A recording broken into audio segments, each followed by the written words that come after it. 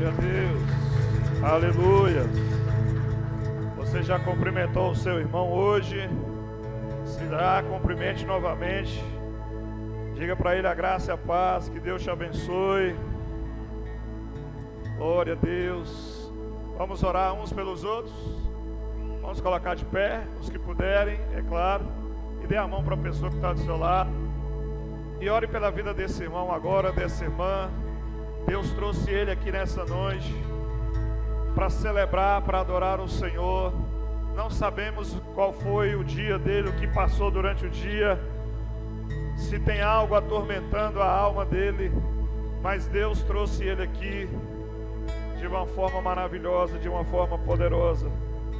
Ore agora em nome de Jesus, abençoando a vida desse irmão, abençoando a vida dessa irmã, profetizando um tempo de Deus, profetizando a misericórdia, a graça, profetizando a bênção do Senhor nessa noite, em nome de Jesus, que Ele vai celebrar, que Ele vai adorar.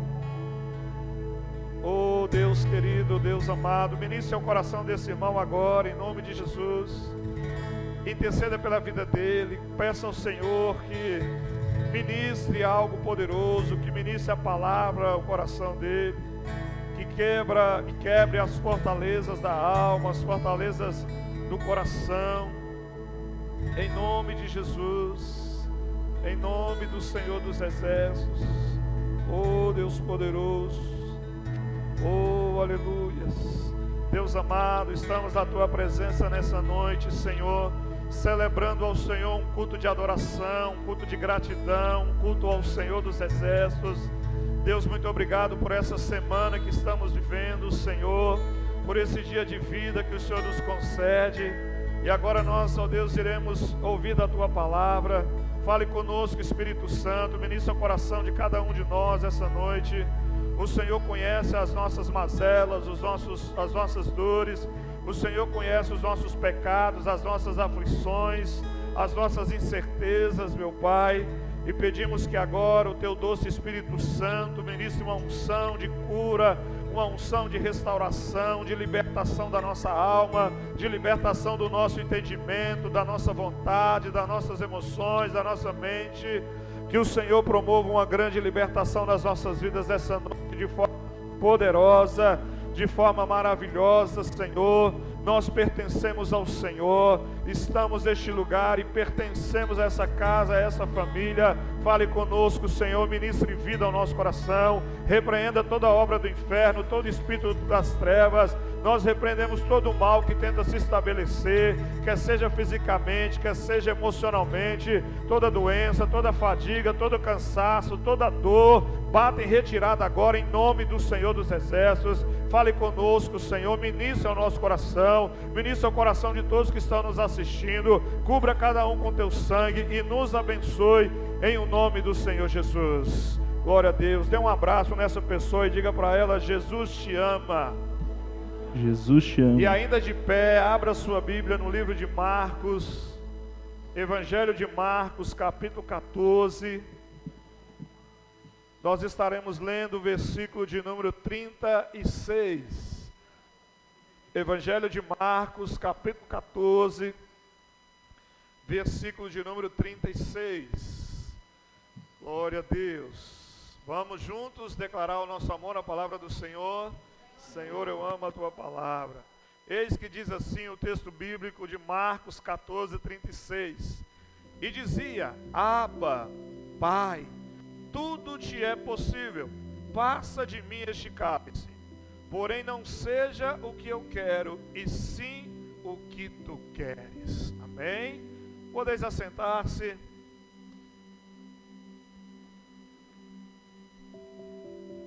Cada um de nós temos uma ideia, ou tínhamos uma ideia, de como ou de quem era Deus, né? De como era a pessoa de Deus. Cada um de nós trazemos essa ideia de como, ou imaginávamos como Deus é, ou imaginamos, né? Como Ele reage às nossas atitudes, como Ele reage ao nosso comportamento. E esse imaginário, ele é normal antes da conversão.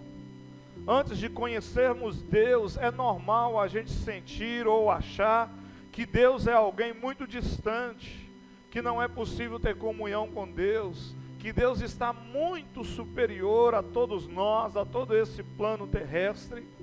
Mas a partir do momento que nós entregamos a nossa vida para Cristo, a partir do momento que nós conhecemos o Senhor, a partir do momento que nós convertemos, tudo isso muda dentro de nós. Tudo isso muda porque nós passamos a ter comunhão com o Pai. Nós passamos a ter comunhão com Deus em nosso espírito. O nosso espírito que estava morto a partir do novo nascimento, o nosso espírito agora é revivificado ou vivificado, e nós agora podemos ter um relacionamento com Deus, e já não importamos mais, né, em querer saber como Deus é, qual é a imagem dele, já não importamos mais com isso, porque nós passamos a nos relacionar com o Pai.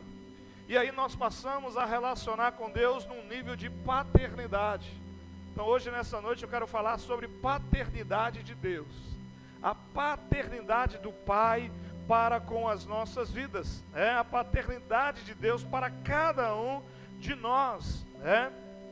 E a ideia que nós guardamos, a ideia que nós formulamos de Deus, ela é muito influenciada e ela está intimamente ligada com o relacionamento que nós temos com o nosso Pai natural.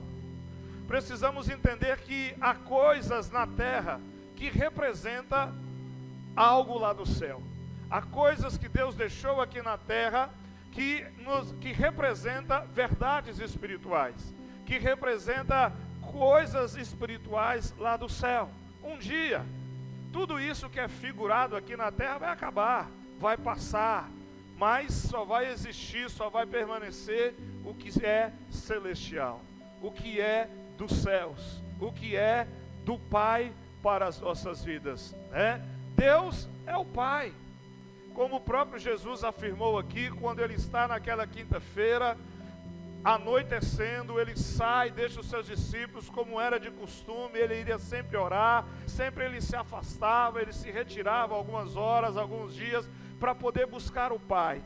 E nessa quinta-feira que antecede, ou que antecedia, melhor dizendo, a crucificação, Jesus está extremamente angustiado, e Jesus então se retira para um jardim, para um local chamado Jardim das Oliveiras, aonde se tinham várias oliveiras, também conhecido como Getsemane, e naquele momento Jesus começa a orar ao Pai, e a oração dele, ele começa dizendo ao Pai assim: Abba, Pai.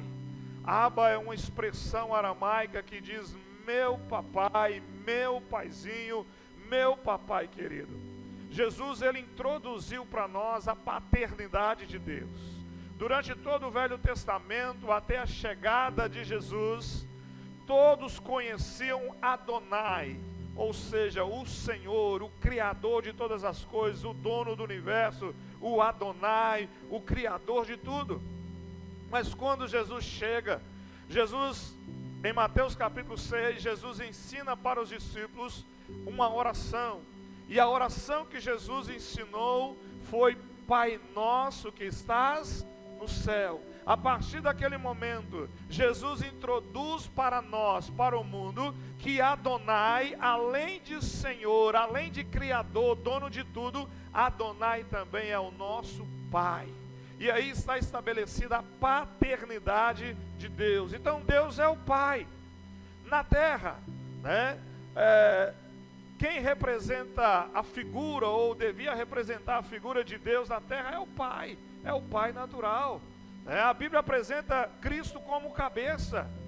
Na terra, a representação de Cristo como a cabeça é o marido é a cabeça do lar, O pai representa, ou deveria representar a Deus, o marido deveria ser a cabeça do lar, e em casas que isso é invertido, a coisa não funciona.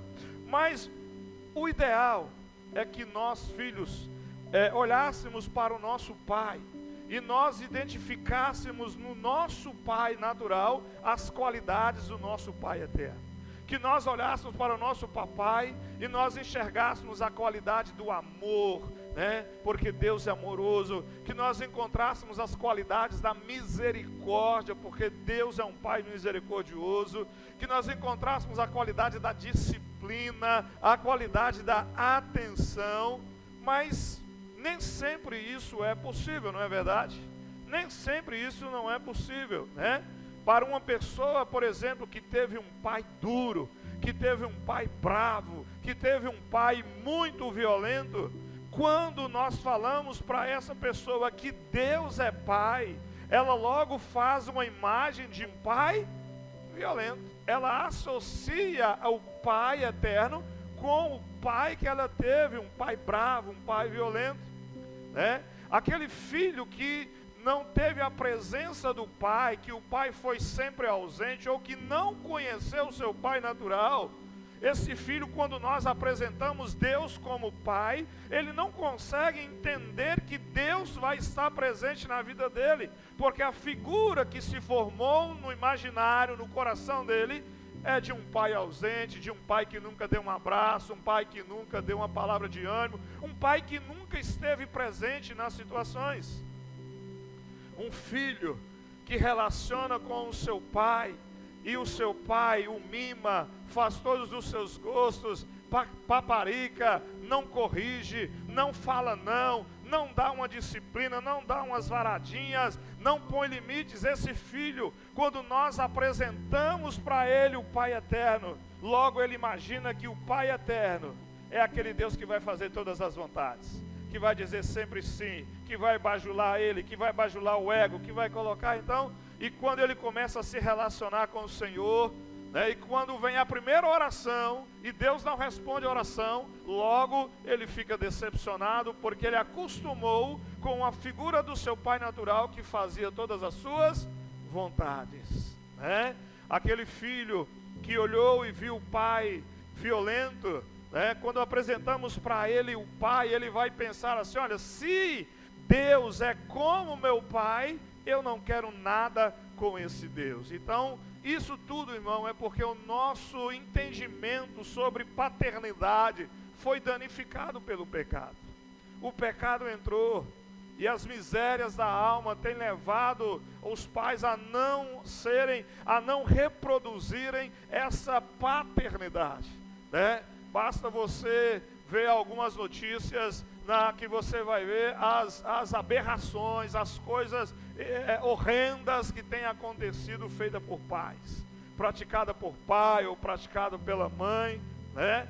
Recentemente eu vi uma notícia aqui em Minas Gerais de uma mãe que matou uma filha de 8 ou 9 anos, foi para a internet aprender como é que cortava a menina, como é que fatiava a menina todinha e guardou dentro da geladeira, né? Estou dizendo de uma mãe, mas existe pai que faz coisas piores como essa. Então, por quê? Porque o pecado danificou essa imagem, danificou esse relacionamento, danificou tudo isso, né? E muitas vezes nós não conseguimos compreender as coisas da maneira correta, sem confundir, sem deturpar aquilo que era do sentido original.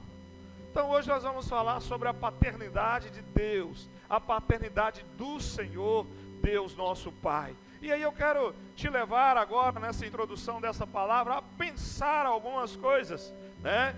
E a primeira pergunta que eu gostaria de fazer para que você pensasse é: quantos de nós cremos que Deus é amor? Quantos de vocês aqui acreditam que realmente Deus é amor, que a essência de Deus é amor? A segunda pergunta: quantos de vocês aqui acreditam que Deus é justo, que Deus sempre age com justiça?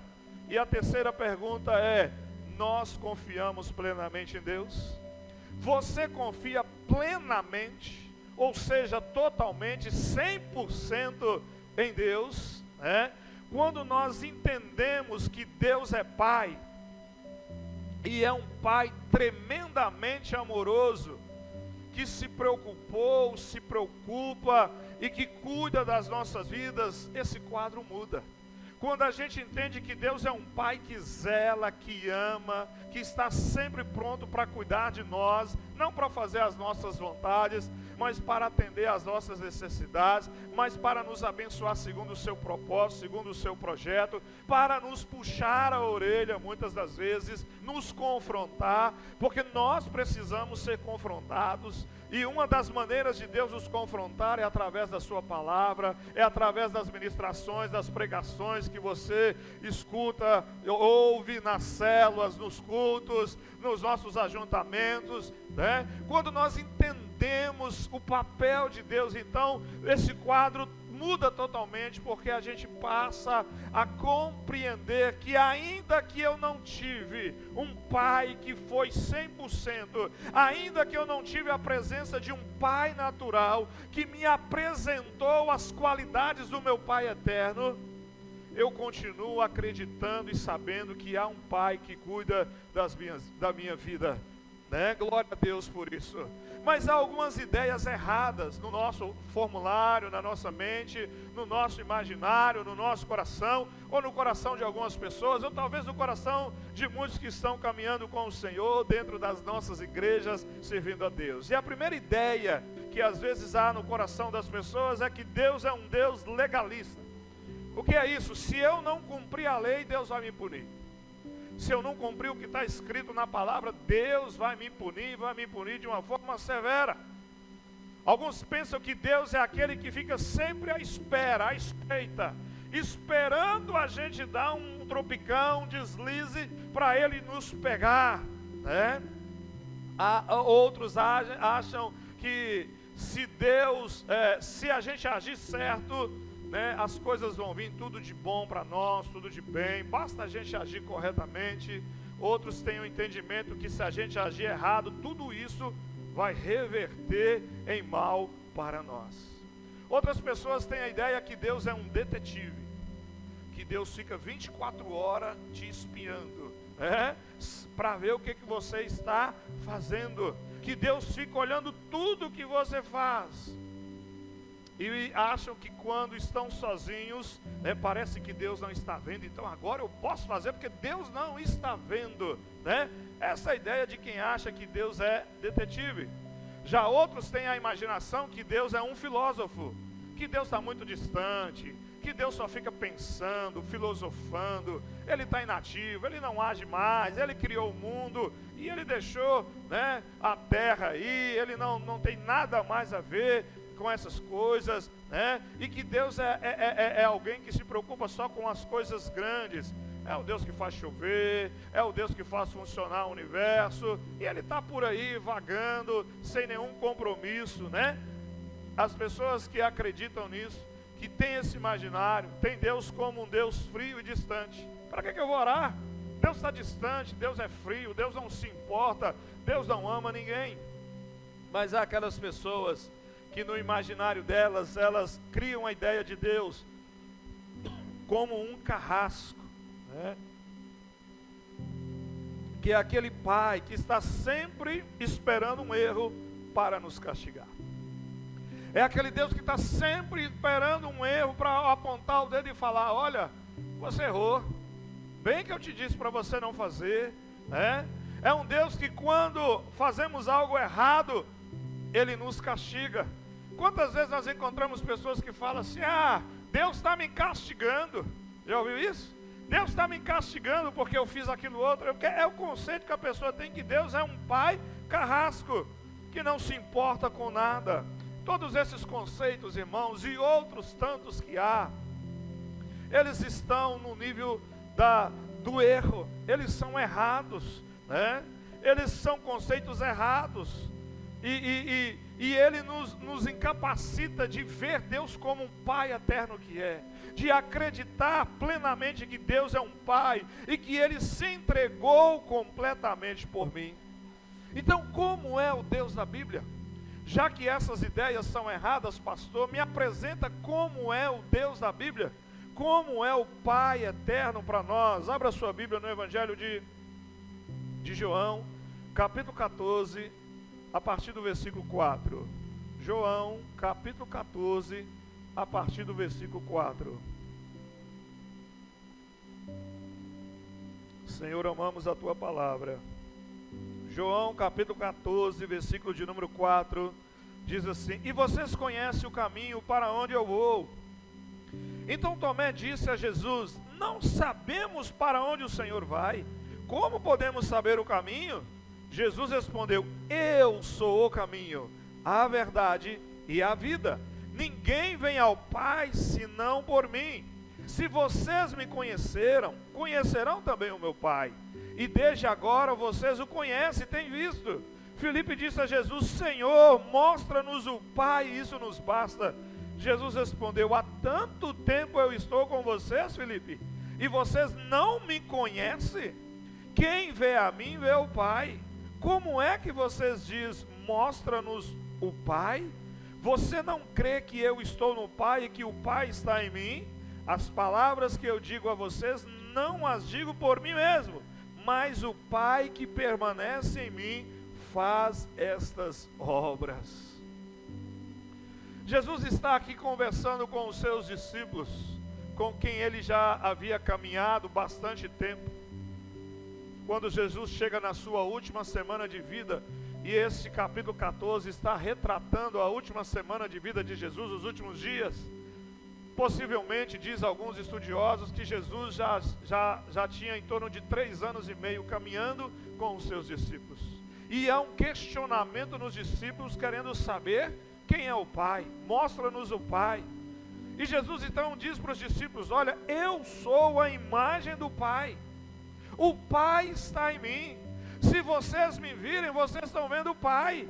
Se vocês me conhecerem, vocês estão conhecendo o Pai. Se vocês me servirem, vocês estão servindo o Pai. Se vocês me amarem, vocês estão amando o Pai.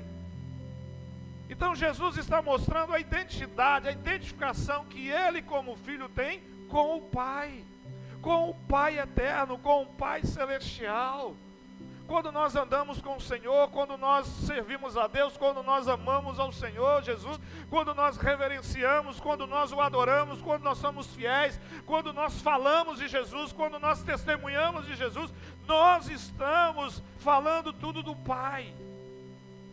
Nós estamos relacionando com o Pai, porque o Pai estava no Senhor Jesus. Foi isso que ele ensinou aqui para os discípulos, no questionamento que eles fizeram. Então este é o nosso Pai eterno, esse é o Abba Pai, esse é o Paizinho, o nosso papai querido. A Bíblia ela nos relata Deus de várias maneiras e fala de um Pai amoroso. E eu quero te levar a juntos estudarmos, né, mais uma vez, olharmos para a parábola do filho pródigo, que está registrado no Evangelho de Lucas, capítulo de número 15, a partir do versículo de número 11. Evangelho de Lucas, Lucas capítulo 15. Senhor, eu amo a tua palavra. É um texto bastante conhecido. Nesse primeiro semestre, se não me engano, eu preguei 2 vezes sobre esse texto. Falamos sobre esse texto, né? Quando falamos da série de Mateus, né? Falamos depois sobre outra série chamada As Lições que nós tiramos das parábolas de Jesus, né? Mas eu quero ler alguns versículos desse texto. O Evangelho de Lucas 15, versículo 11 diz assim: Jesus continuou: certo homem tinha 2 filhos. O mais moço deles disse ao pai: Pai, quero que o Senhor me dê a parte dos bens que me cabe. E o pai repartiu os bens entre eles. Nós aqui temos a figura, e nós costumamos olhar para essa parábola, e nós muitas vezes olhamos só para o filho pródigo, aquele que saiu, gastou tudo que tinha, depois ele perdeu tudo, a vergonha caiu na cara dele, ele voltou para trás, ele se arrependeu, né? Ou outras vezes nós costumamos orar para o filho que ficou dentro de casa, que estava tão doente quanto que saiu. Mas nós às vezes esquecemos de olhar que nós encontramos aqui a figura do pai. Nós temos aqui a figura paterna do Deus, do Pai que nos ama, né? E a visão que o Senhor apresenta para nós aqui não é só do filho que erra, mas principalmente é do pai que recebe o filho que erra, do pai que está presente com o filho. E nós encontramos primeiramente no versículo 12 que esse pai, ele não nos obriga a servi-lo. Ele não nos obriga a caminhar com Ele. Ninguém aqui é obrigado a caminhar, ninguém é obrigado a servir. Nós servimos porque amamos, encontramos o Senhor e sabemos que Ele é o único caminho, a verdade e a vida. Porque se a ficha nossa for chamada hoje ou amanhã, ou daqui a alguns minutos, nós sabemos para onde nós vamos. Nós sabemos o lugar da onde nós vamos passar a eternidade. Então Ele não nos obriga. Quando o filho chegou para o pai, e na cultura hebraica, isso era uma desonra.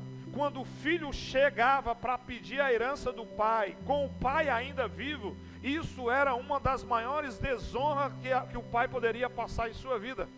Mas no entanto, o pai não disse não, o pai disse não vai, não, o pai deixou, porque o pai nos dá liberdade para servi-lo. O pai nos dá liberdade para servi-lo. O problema de muita gente hoje, que eles questionam, mas eu faço quando eu gosto e não faço por obediência, eu faço quando eu estou sentindo, é porque querem fazer de qualquer jeito, é porque não querem obedecer a palavra, é porque tem raiz de submissão. Tenho 35 anos, 36 anos que sirvo a Deus. Quantas coisas eu fiz caminhando com o Senhor, que eu não tinha vontade de fazer, mas eu fiz por obediência. Pergunte aos meus pastores se eu disse não alguma vez para eles. Fiz por obediência muitas coisas, sem poder fazer, sem ter condição, sem querer fazer, mas por obediência eu fiz. E tem uns que ficam com o coração dizendo, eu não faço porque eu não gosto, eu não quero. O grande dilema das pessoas em servir a Deus é porque não quer seguir o que está escrito aqui, quer fazer o que eu acho, o que eu quero. Só que ninguém é obrigado. O pai não te obriga a servi-lo. Nós servimos porque amamos o pai, porque ele nos ama, porque encontramos nele a salvação eterna. Essa é a primeira verdade que nós encontramos aqui. E aí então, eu vou prosseguir a leitura aqui, mas diz assim, o versículo 13: passados não muitos dias, o filho mais moço, ajuntando tudo o que era seu, partiu para uma terra distante e lá desperdiçou todos os seus bens, vivendo de forma desenfreada. Depois de ter consumido tudo, sobreveio aquele país uma grande fome, e ele começou a passar necessidade. Então foi pedir trabalho a um dos cidadãos daquela terra, e este o mandou para os seus campos, a fim de cuidar dos porcos. Ali ele desejava alimentar-se das alfarrobas que os porcos comiam, mas ninguém lhe dava nada. Agora o versículo 17. Então, caindo em si, disse: quantos trabalhadores de meu pai têm pão com fartura, e eu aqui estou morrendo de fome? O filho caiu em si, porque ele lembrou que na casa do pai, os trabalhadores tinham uma vida melhor do que ele tinha trabalhando para aquele homem. Ele desejou comer comida de porco e não conseguia encontrar, não conseguia ter o suficiente para ele. Mas ele lembrou, ele caiu em si, que lá na casa do pai, mesmo os trabalhadores, ou seja, mesmo aqueles que acham que não tem nada, que não são nada, que são os mais pobres, o crentinho bem pequeno, é mais bem tratado do que aqueles que estão lá fora. Apesar de que não há distinção. O pai ama todos, mas há filhos que se relacionam mais próximo com o pai. Há filhos que se achegam mais ao pai. Há filhos que são mais amorosos com o pai. Há filhos que são mais submissos com o pai. Há filhos que amam mais o pai. Então, versículo 18. Encontramos essa verdade aqui no versículo 17, que na casa do pai há sempre o cuidado, há a proteção, há o livramento, há a bênção, há a prosperidade, há a saúde, há a bênção do Senhor na casa do pai. Versículo 18, diz assim, 18 e 19, Vou me arrumar, voltar para o meu pai e lhe dizer: pai, pequei contra Deus e diante do Senhor. Já não sou digno de ser chamado seu filho. Trate-me como um dos seus trabalhadores. Observamos aqui que o filho se posiciona. O filho entende que ele perdeu o convívio com o pai e que ele precisa agora de um posicionamento. Meu irmão, a paternidade de Deus, ela exige um posicionamento. Nós temos que nos posicionar para relacionar com o Pai. Poderíamos aqui contar várias parábolas que Jesus contou, como a parábola do trigo, né, e do joio, que crescem ambos juntos. Mas no final se descobre quem é joio e quem é trigo, né?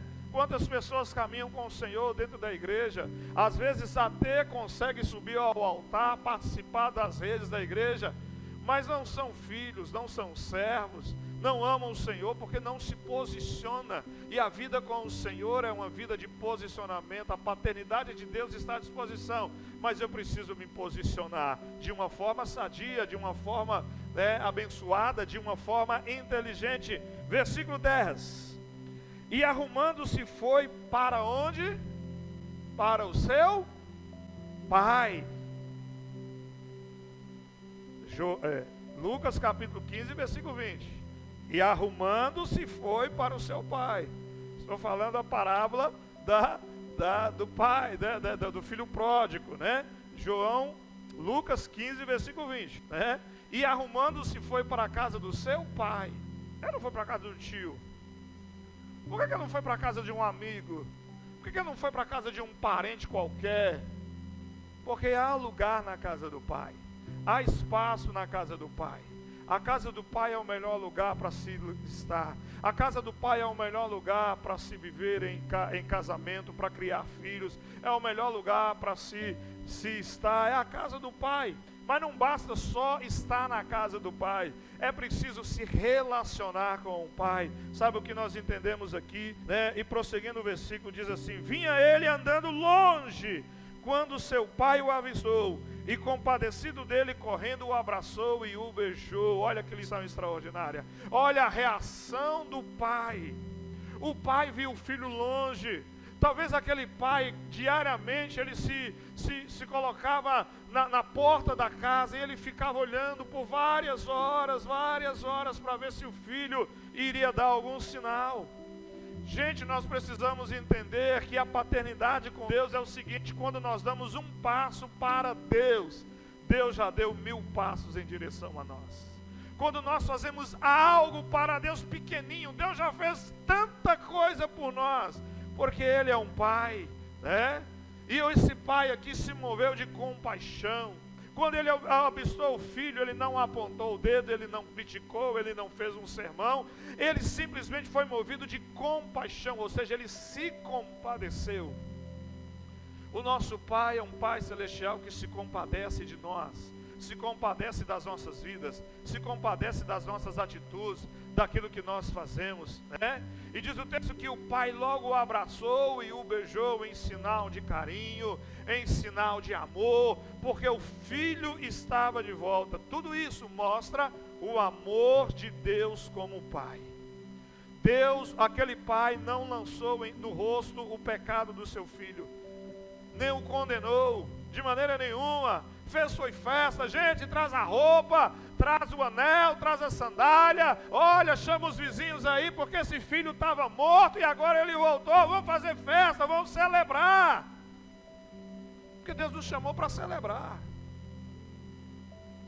Deus nos chamou para celebrar.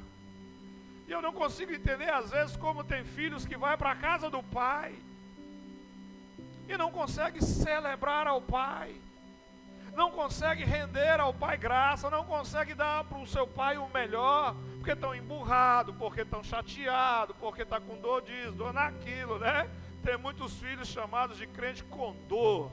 Diga misericórdia, não é o seu caso, né? Mas tem alguns filhos que tem, dói o quê? Dói a unha do pé, dói o nariz, dói o joelho, dói a coluna, dói tudo, é crente com dor, só está com dor, né? Tem uns que vêm para dormir, tem uns que vêm para aparecer. Gente, na casa do pai, a festa, a celebração, né? A celebração ao Senhor. Então são verdades que nós aprendemos aqui, né?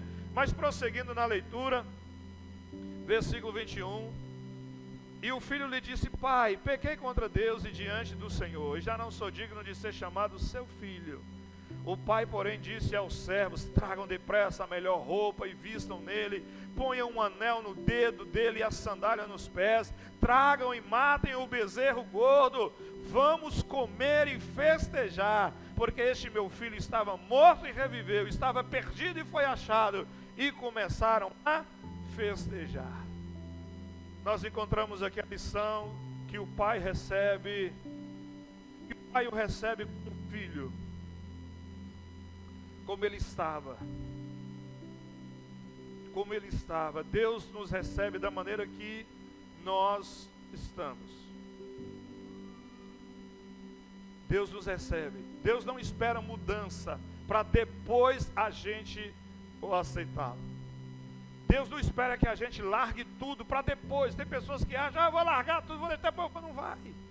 Deus nos aceita do jeito que a gente é, do jeito que a gente chegou. Mas o mais interessante é que Ele nos recebe do jeito que a gente está. Mas Ele mesmo opera em nós a transformação.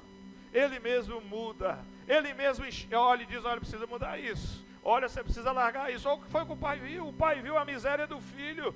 O pai não apontou o dedo para o filho, mas o pai mandou fazer: olha, traga roupa, traga a melhor roupa, traga o anel que representava honra, representava autoridade, traz a sandália e olha, aquele boi gordo, aquele bezerro gordo que está aí, mata ele, chama que nós vamos festejar, né? O pai faz isso nas nossas vidas, o pai trabalha dessa maneira. Mas nós encontramos na casa do pai também aquele filho que não saiu, que não desonrou o pai, mas ele está doente dentro da casa. Ele não consegue enxergar a paternidade de Deus, ele não consegue se relacionar com Deus como pai, ele vê Deus como um carrasco, ele não consegue fazer escolhas, ele não consegue ter disposição, ele não toma atitude, vai passando ano, mês e mês, e ele não age, ele não deixa Deus trabalhar, ele continua a mesma coisa, é a infidelidade, é a insubmissão, é isso e aquilo, e vai indo. E ele está dentro da casa do pai, mas ele não desfruta da presença, das qualidades do pai, né? A partir do versículo 25 descreve o filho que ficou na casa do pai. Ora, o filho mais velho estava no campo quando voltava. Ao aproximar-se da casa, ouviu a música e as danças, chamou um dos seus empregados e perguntou o que era aquilo. E ele informou: o seu irmão voltou, e por tê-lo recuperado com saúde, o seu pai mandou matar o bezerro gordo. O filho mais velho se indignou e não queria entrar. Olha, você vê a indignação do filho. Ele não queria entrar na casa do pai. Parece estranho. Eu acho extremamente estranho quando eu encontro pessoas que se dizem filhos de Deus, cristãos, mas não gostam de orar. Eu já disse isso aqui. Não gosta de orar, não gosta de falar com o pai. É muito esquisito. E então diz assim, né? Saindo, porém, versículo 28, o pai procurava convencê-lo a entrar. Olha que situação triste desse filho. Ele não quis entrar na festa da casa do pai, ele não quis fazer parte daquilo.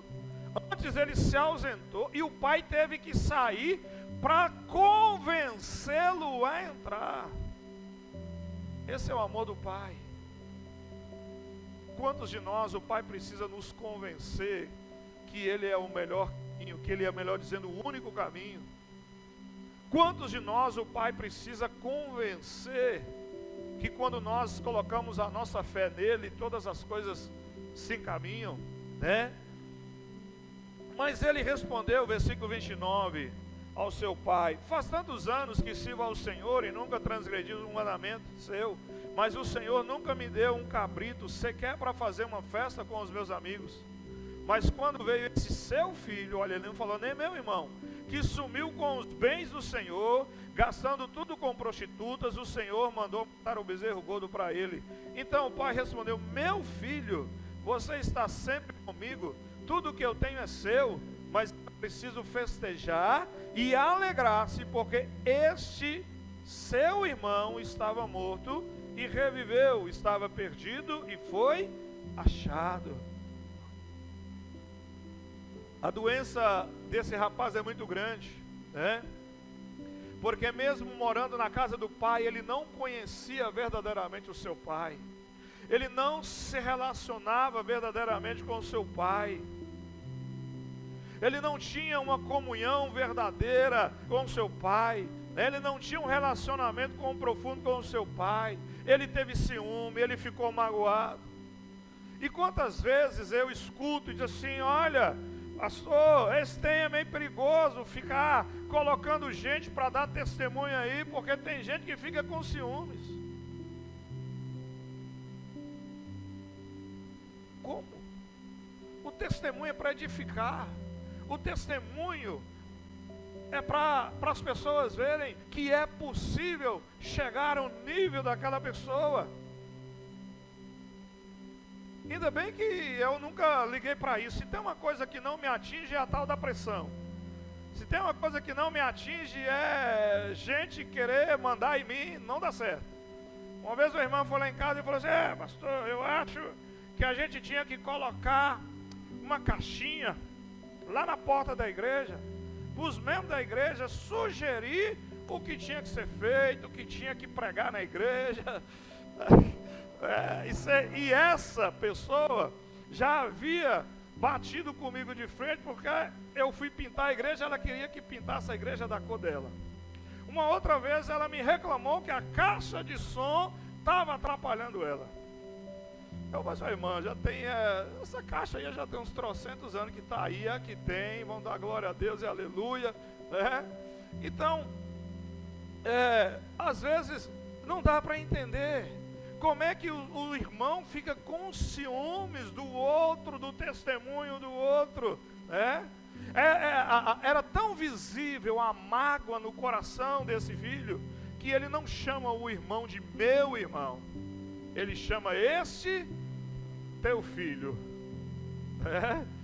É como se tivesse assim, culpando ou colocando a culpa no pai. A culpa é sua, porque o filho é seu. Você que não soube criar, você que não soube educar. Mas o pai, olhando para aquele filho, e com um olhar de amor, porque o pai dessa parábola aqui é a figura de Deus Pai, que olha para nós, mesmo com as nossas imperfeições, com os nossos erros, com as besteiras que a gente faz, que a gente fala, né? Ele olha para nós, Ele nos ama. E o pai disse: meu filho, você está sempre comigo, tudo que eu tenho é teu. Esse teu filho estava morto, esse teu irmão estava morto e voltou. O pai faz questão de dizer para ele o nível de relacionamento. Isso é comunhão. E a gente vem batendo teclas aqui há vários tempos sobre comunhão. Comunhão, comunhão. Eu não consigo entender como tem gente na igreja que acha que comunhão na igreja é só olhar para o irmão e dar a paz do Senhor, abraçar o irmão e ir embora. Eu já disse aqui de uma igreja que eu pastoreei, que quando eu acabava o culto às 9 horas, o culto começava às 7h30, eu acabava o culto às 9 horas. Cidade pequenininha, menor do que essa aqui. Que eu virava as costas, marcava 5 minutos. Na hora que eu olhava, nós tínhamos na igreja uma zeladora, era uma irmã que cuidava muito bem da igreja, era ela que fechava e abria a igreja, e limpava a igreja, ela era remunerada. Quando eu olhava, só estava ela lá na porta, já com a chave, balançando para poder fechar a porta da igreja. Eu fui criado na igreja, eu aprendi a amar a igreja, a viver na igreja, aí eu não consigo entender a pressa de ir embora. Há os que tem que ir embora porque trabalha, outros que às vezes passam mal, adoece, mas não quer ter comunhão, porque tem que ir embora, né? Estou dizendo que você tem que ficar aqui igual eu, que abra a igreja e fecha a igreja, mas a gente precisa ter comunhão. Esse ano, quantas vezes você convidou um irmão para tomar um café na sua casa? Quantas vezes você chamou o irmão para ter comunhão com ele? Estou falando esse ano, nós estamos completando agora 8 meses do ano. O pai ensina para o seu filho mais velho que tem comunhão. Não é aquele teu filho, é teu irmão. É teu irmão. Se ele é difícil ou não, se é fácil ou não, se conversa muito ou não, se é teu irmão. É seu irmão. É seu irmão. Então, Mesmo não tendo saído da casa do pai, o coração daquele filho era doente, ele não conhecia o coração do pai. Ele estava na casa do pai, mas ele não conhecia o coração do pai. Olha que tristeza, gente.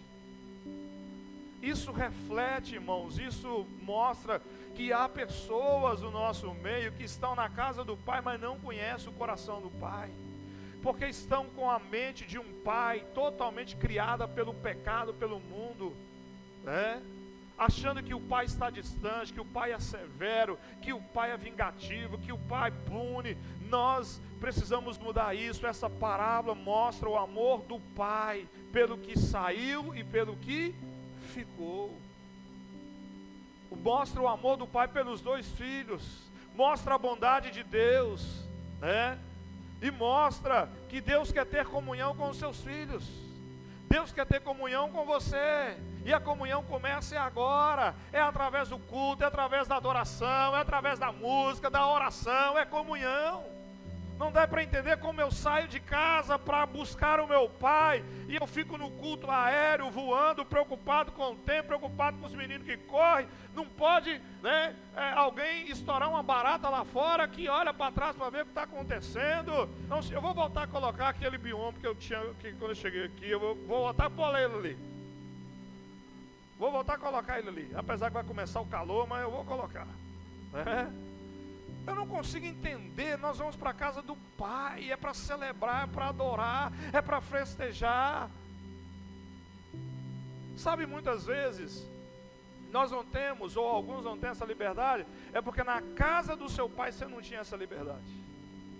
É porque na casa do seu pai, o seu pai controlava a geladeira, o seu pai controlava a gargalhada, o seu pai controlava o humor. E aí você não aprendeu, mas é hora de aprender, é hora de ir para a casa do pai, celebrar e adorar e bendizer o nome do pai. Como é que eu vou para a casa do meu pai? Eu fico preocupado. Então, acaba logo isso aí que eu tenho que ir embora, eu tenho que ir embora, eu tenho que ir embora. Que pressa é essa? Eu quero saber se vai chegar lá no céu e vai ficar assim, eu quero ir embora, eu quero ir embora, eu quero ir embora. Já pensou?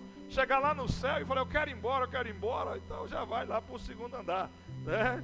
Então, nós precisamos ter comunhão com o Pai, o Pai Celestial, né? E vamos colocar de pé, por favor, que nós vamos orar. E abra a sua Bíblia em Romanos capítulo 8, versículo de número 15. Paulo vai nos falar sobre o papai, o Abba Pai que Jesus apresentou. Paulo também vai falar sobre ele. Carta aos Romanos, capítulo 8, versículo de número 15. Senhor, eu amo a tua palavra. Glória a Deus. Romanos 8,15. Porque vocês não receberam um espírito de escravidão para viverem outra vez atemorizados, mas receberam o espírito de adoção, por meio do qual clamamos, Abba, Pai, meu papai. Você não é mais escravo. Você recebeu um espírito de adoção. E agora você pode clamar, meu pai, em todo lugar. Não é só aqui na igreja não, em todo lugar você tem um pai espiritual, um pai eterno, que cuida de tudo, um pai que ama, um pai que zela, um pai que corrige, mas é um pai, né? Só que às vezes tem pessoas que não tiveram um bom relacionamento com o seu pai natural. E para elas entenderem que elas têm um papai, elas precisam se desprender de alguns conceitos, de alguns pensamentos, ou talvez até liberar perdão para o seu pai natural. Talvez um pai que não conheceu, um pai que traiu, um pai que abandonou, um pai que rejeitou, um pai que foi severo demais. Talvez você seja um desses casos que teve problemas no relacionamento com os...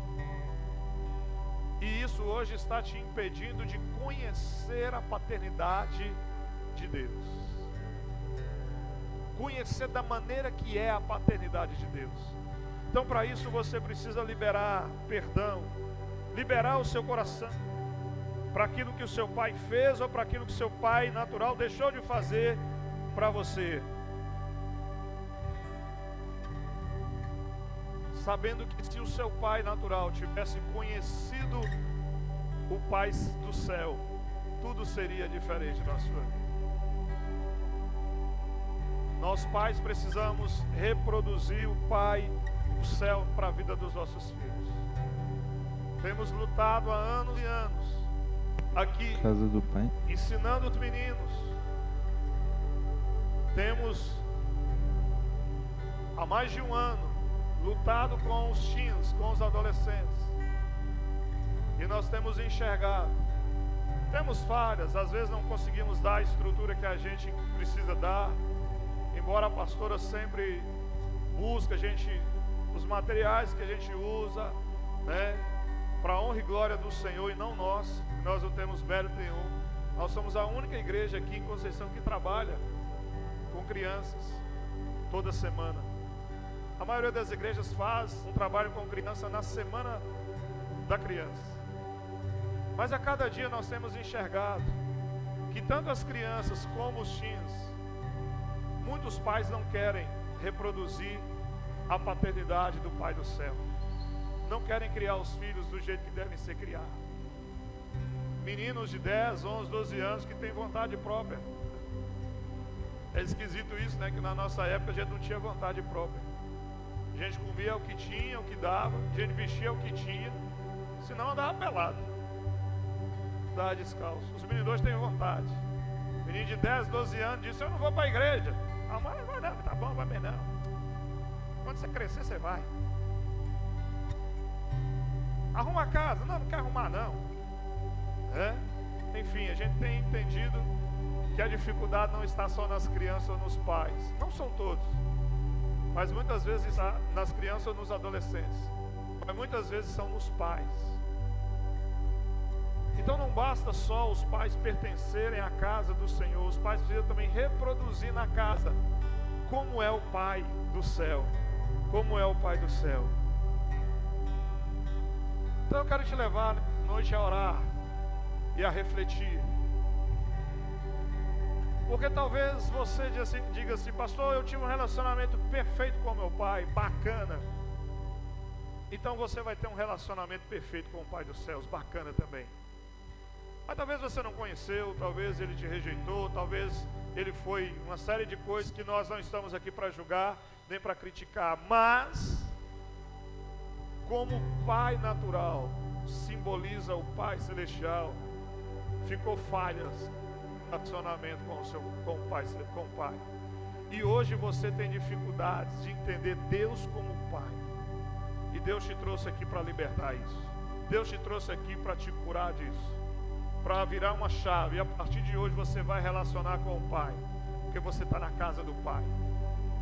O Pai celestial não abriu mão de você. O Pai celestial continua te amando. O Pai celestial quer relacionar com você. Tudo que o Pai tem é seu. Amém? Vamos orar. Você pode fechar os seus olhos e apresentar a sua vida ao Senhor dos Exércitos em oração.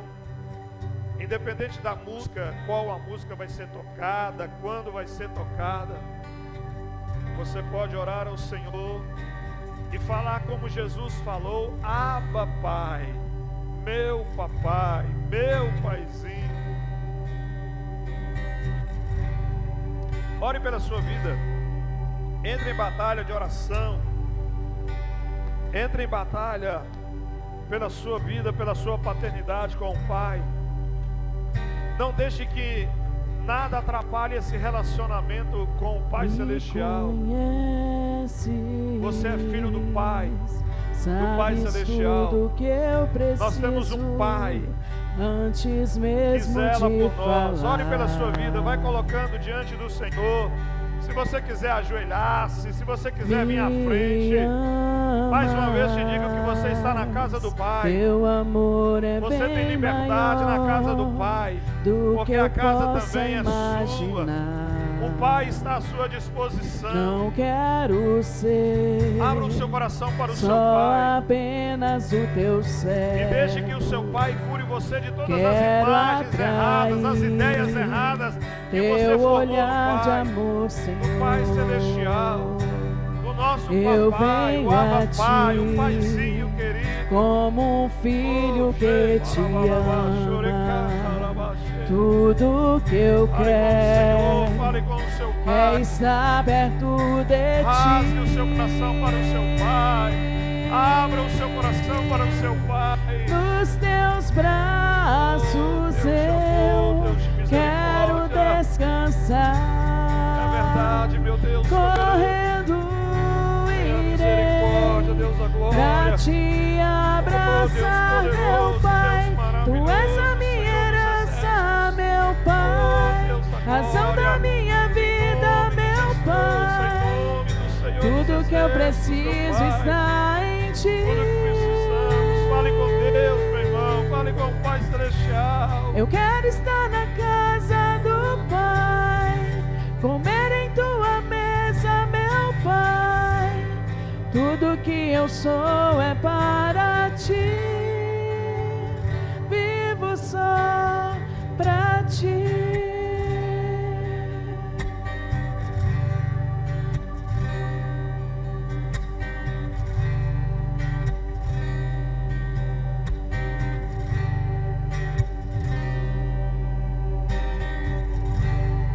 Me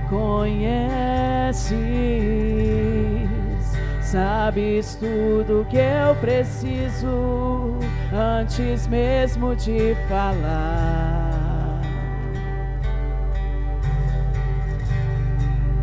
Me amas, teu amor é bem maior do que eu possa imaginar. Não quero ser só apenas o teu servo. Quero atrair teu olhar de amor, Senhor. Eu venho a ti como um filho que te ama. Tudo que eu quero é estar perto de ti, Senhor. Nos teus braços eu quero descansar. Correndo irei. Tu és a minha herança, meu Pai, razão da minha vida, meu Pai. Tudo que eu preciso está em ti. Eu quero estar na casa do Pai, comer em tua mesa, meu Pai. Tudo que eu sou é para ti, vivo só pra ti.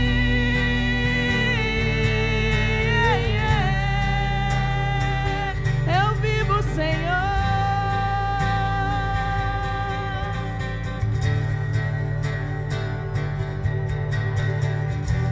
Eu quero estar na casa do Pai, comer em tua mesa, meu Pai. Tudo que eu sou é para ti. Eu quero estar na casa do Pai, comer em tua mesa, meu Pai. Tudo que eu sou é para ti, vivo só pra ti. Senhor amado, Deus poderoso, meu Pai Celestial, como é bom estar na tua presença, como é bom estar na tua casa, Senhor. Como é bom desfrutar da tua presença, de tudo que o Senhor tem para nós. Eis-nos aqui como filhos do Senhor. Tenha misericórdia de nós, meu Deus amado, porque há aqueles filhos que abandonaram a casa, aqueles filhos que retrocederam, há aqueles filhos que desanimaram, que largaram tudo, Senhor. mas há aqueles que continuam na casa, Senhor, e muitas das vezes não estão se relacionando com o Senhor, não estão tendo comunhão contigo, não estão aceitando, tomando posse da paternidade. Muitos, ó Deus, não confiam no Senhor plenamente, confia meio lá, meio cá, meu Deus. Muitos não conseguem ver o Senhor como Deus de amor, não conseguem ver o Senhor como Deus de justiça. Meu Deus, tenha misericórdia de todos esses, meu Pai. Nós queremos nos relacionar com o Senhor. Nós queremos, meu Pai, dizer como Jesus disse: meu Pai, Abba, Pai. Oh Senhor, nos cure, Senhor amado. Porque às vezes, meu Deus, Pai Celestial, às vezes não conseguimos expressar a intimidade, porque não tivemos um Pai presente para chamar de meu Pai, meu Papai. E aí, ó Deus, não conseguimos falar com o Senhor no mesmo nível. Tenha misericórdia de todos quantos estão na sua casa, mas se sente como o filho mais velho da parábola, se sente desprestigiado, desonrado, abandonado. Meu Deus, tenha misericórdia de nós, papai, em nome de Jesus. Nos leve a um nível de profundidade, de relacionamento, nos leve ao posicionamento.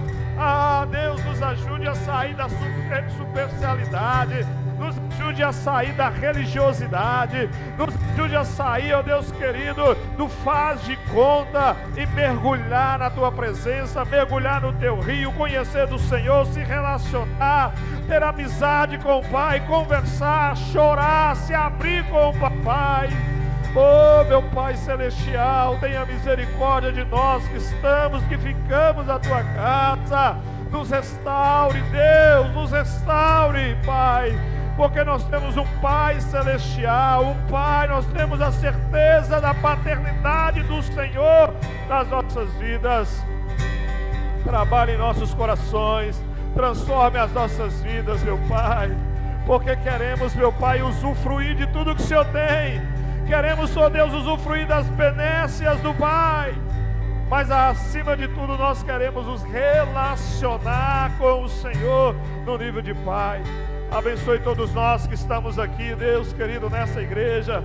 Abençoe todos quantos estão nos assistindo, nos ouvindo pelo canal, Deus, pelos canais, nas redes sociais. Que cada um possa aprender que Deus é Pai, se relacionar com o Senhor no nível de papai, não no nível de só Senhor, muito menos no nível de empregado, do faz tudo, mas no nível do Pai, no nível do Pai que ama, cuida, do Pai que zela, do Pai que confronta, do Pai que corrige, do Pai que disciplina, mas que não deixa de amar o tempo todo.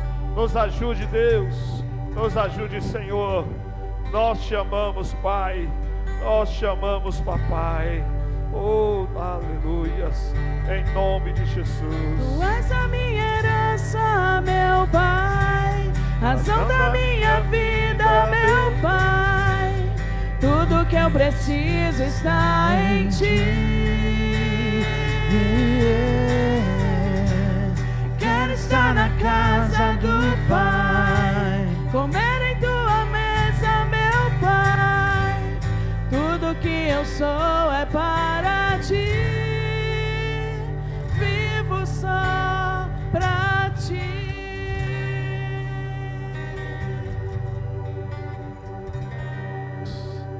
Você possa viver só para o Pai, exclusivamente para o Pai.